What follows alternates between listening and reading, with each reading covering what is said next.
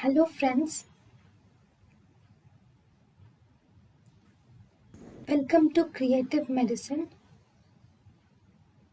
In this lecture, we will learn about Newer semi-closed circuits. We have two types of newer semi-closed circuits which are Humphrey ADE. Humphrey ADE is used for spontaneous ventilation, controlled ventilation and in pediatrics.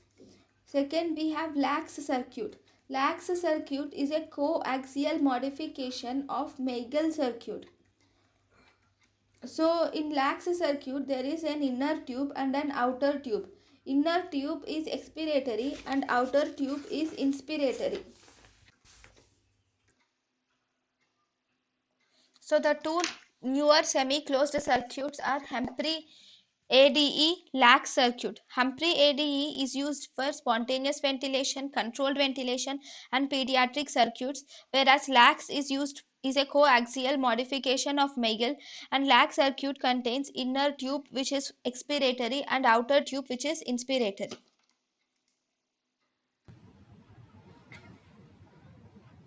thank you and thank you for watching.